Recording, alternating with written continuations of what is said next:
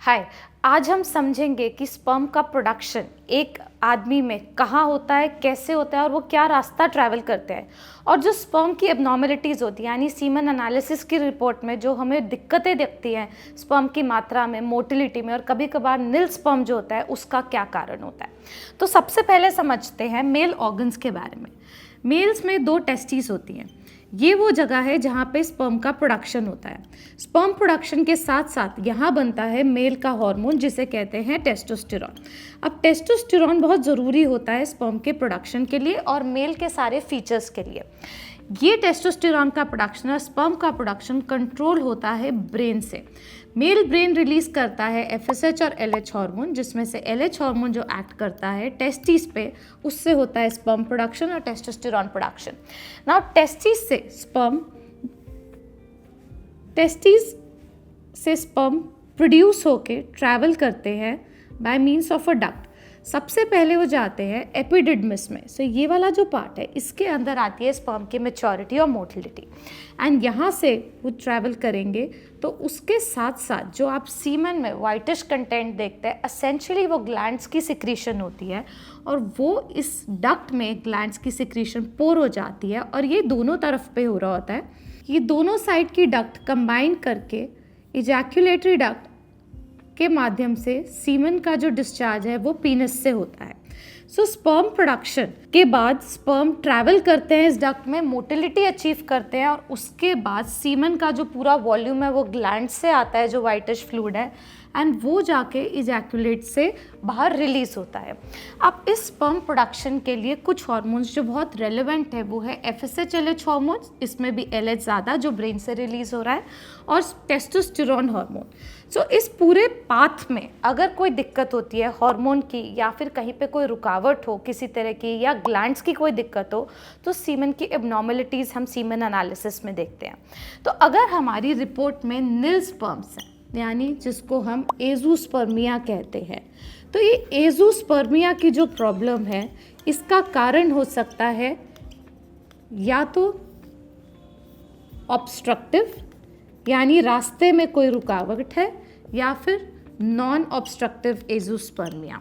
Obstructive azoospermia में रुकावट किसी भी लेवल पे हो सकती है जिसकी वजह से स्पर्म प्रोडक्शन तो ठीक हो रहा है पर उसका रास्ता जो है उसमें कोई ब्लॉकेज है जिससे स्पर्म बाहर रिलीज नहीं हो रहे हैं और सीमन की रिपोर्ट में नील स्पर्म्स होते हैं। दूसरा जो कारण है नॉन ऑब्स्ट्रक्टिव एजोस्पर्मिया का मतलब है कि स्पर्म प्रोडक्शन में ही दिक्कत है।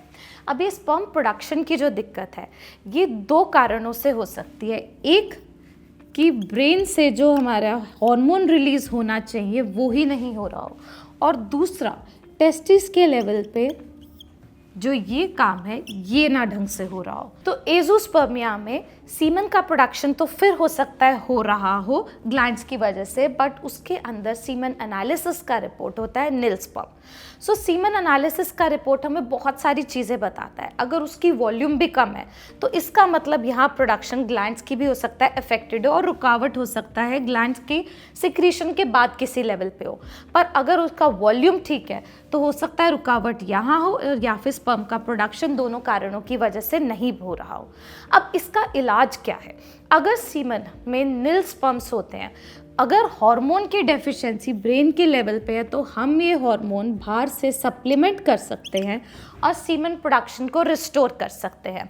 अगर ऑब्स्ट्रक्शन है तो हम स्पर्म्स को डायरेक्ट टेस्टिस से रिट्रीव कर सकते हैं जिसको सर्जिकल स्पर्म रिट्रीवल टेक्निक्स कहते हैं, जिसके अंदर पीसा, टीसा और टेसे जैसे प्रोसीजर्स किए जाते हैं जो स्पर्म्स को डायरेक्टली टेस्टिस से रिट्रीव करने में हेल्प करते हैं।